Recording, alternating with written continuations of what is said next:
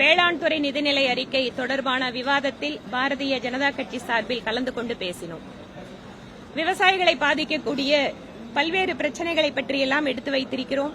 அதேபோல பெண்களுடைய பாதுகாப்பு, அவர்களுடைய ஊட்டச்சத்து குறைபாடு, இந்த மாதிரியான விஷயங்களையும் இன்று எடுத்து நாங்கள் முன்வைத்திருக்கிறோம்.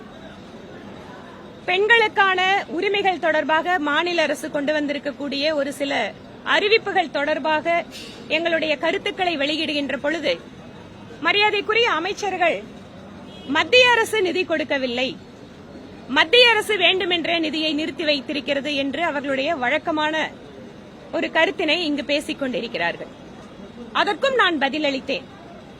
ஏனென்றால் மத்திய அரசு ஒரு குறிப்பிட்ட சதவிகித நிதியை தங்களுடைய வருவாயிலிருந்து மாநிலத்திற்கு கொடுத்துக் கொண்டிருக்கிறது.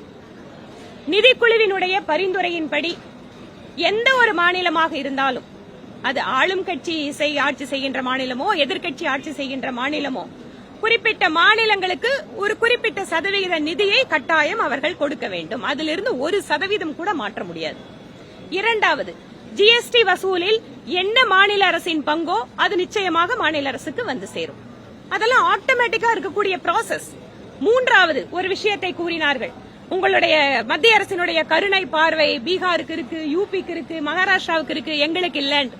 நான் ஒரு செய்தியை இங்கு குறிப்பிட்டேன். செய்தியல்ல, அது ஒரு ஆய்வு.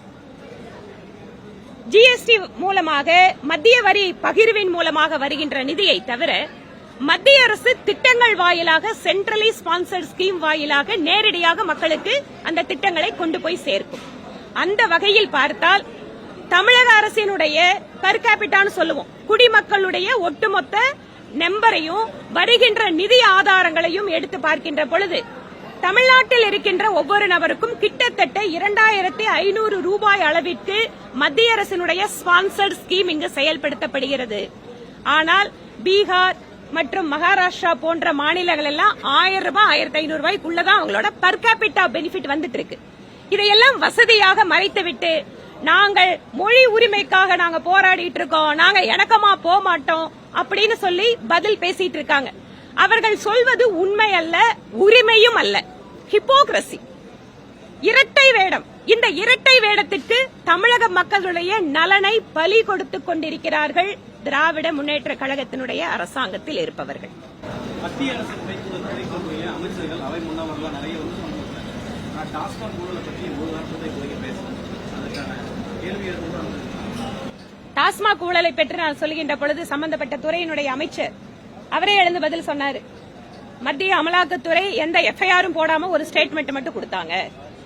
அவங்க கிட்ட ஆதாரம் இல்லாம சம்பந்தம் இல்லாத நபர்கள் கிட்ட எல்லாம் அவங்க சோதனை பண்ணிருக்காங்கன்னு, அவங்க ஏதோ அவங்களுக்கு கிடைச்ச ஆதாரங்களோட அடிப்படையில சோதனை நடத்தியிருக்காங்க. ஒருவேளை சம்பந்தப்பட்ட நபர்கள் எல்லாம் அவங்களுக்கு தான் தெரியும். அதனால சம்பந்தப்பட்ட நபர்கள் யாருன்னு அவங்க தைரியமா சொல்லட்டும், சோதனை நடத்துறதுக்கு அமலாக்கத்துறை ரெடியா இருக்கும். அதனால இந்த மாதிரி பதில் அல்ல. இன்று மக்கள் எதிர்பார்ப்பது, ஊழல் நடந்திருக்குன்னு ஒரு மத்திய அரசாங்கத்தோட துறை சொல்லுதுன்னா அந்த குற்றச்சாட்டுக்கு என்ன உங்களோட பதிலோ, அது தவிர அரசியல் ரீதியான பதில் அல்ல. மக்கள் எல்லாத்தையும் பார்த்துட்டு தான் இருக்காங்க. அதனால் இன்று நான் பேரவையில அந்த கொஸ்டினை எழுப்பியிருக்கேன், அதற்கான பதிலையும் அவர் கொடுத்திருக்காரு. பார்ப்போம்.